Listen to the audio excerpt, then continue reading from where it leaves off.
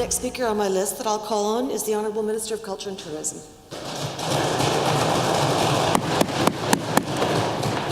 Thank you, Madam Speaker. Madam Speaker, I rise today so that I may share my maiden speech in response to the speech from the throne. I begin by acknowledging the Indigenous people of this land, specifically the people of Treaty 7, on whose land my constituency of Calgary Cross now stands.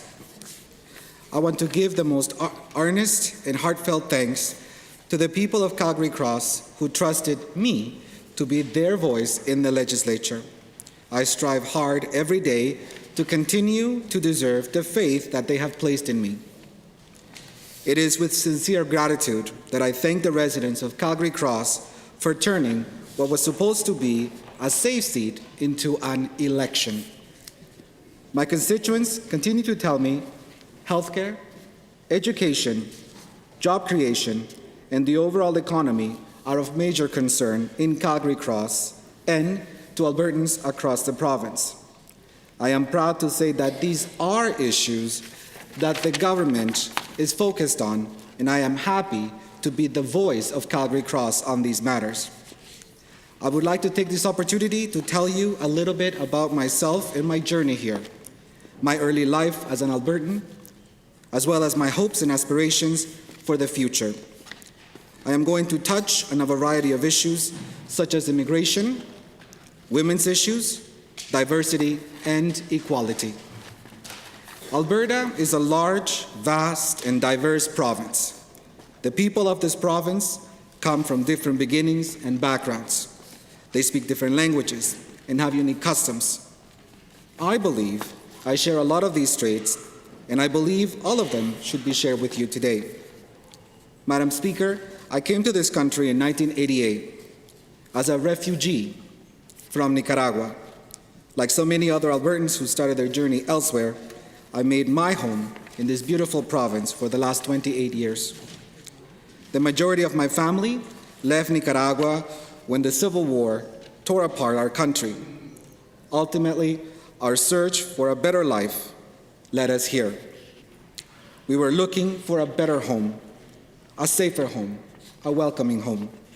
We found it in Alberta, Canada, in Northeast Calgary, to be precise. Northeast Calgary has been my haven ever since. Even as work took me away from short periods of time, Northeast Calgary has always and will always be my home. My love for my home, for Calgary Cross, and for Alberta runs very deep. As a flight attendant, I traveled the world. I went to many countries, visited many places. And yet always, I longed for home. At the end of the trip, home was Calgary Cross. As I mentioned, upon my family's arrival in Calgary, we moved all over the Northeast. In fact, I have managed to now live in every single community that makes up Calgary Cross: Pine Ridge, Whitehorn, Rundle, Temple, and Vista Heights. The majority of my experiences in the province were extremely positive. My family was welcomed and treated well. I made a lot of friends growing up, attending high school and graduating from Father Lacombe. I enjoyed many things I would not have had the opportunity to experience had my family not moved to Canada. That being said, like many visible minorities, I fought through some adversity. When I was 17, about to graduate from high school, I was offered a full-time job at a local business I had been working at. I was advised to take the job. Otherwise, I was told I would likely end up in a gang and then prison. I did not take the job, and given where I stand today, I think it turned out to be okay. Instead of taking that job, I pursued my education. I graduated with a Bachelor of Arts in the Humanities from the University of Calgary. I am proud of the education I received in this province, and I am proud of the opportunities it afforded me. During my time as a flight attendant, I became a union president and then a national union representative. It was my time with the union that cemented my drive and my passion for representing the collective. Giving a voice to the people is a wonderful job and not something that I take lightly. I eventually realized I wanted to keep representing my fellow Albertans, but on a larger scale. The NDP is the party that I felt best gave me an opportunity to speak and support the people of this province. I am a visible minority. I am an immigrant. And I am a member of the LGBTQ community. And I am the Minister of Culture and Tourism.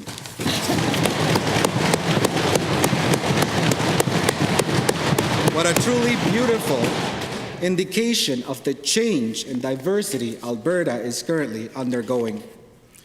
Last week, we saw International Women's Day being recognized here at the legislature.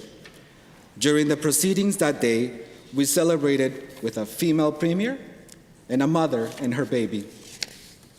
In last year's election, 4 generations of women in my family voted for me. My grandmother, my mother, my sister, and my daughter. It is a miraculous thing. I would also like to thank my daughter, who, upon turning 18, voted for the first time and was my campaign manager. This province has made giant strides.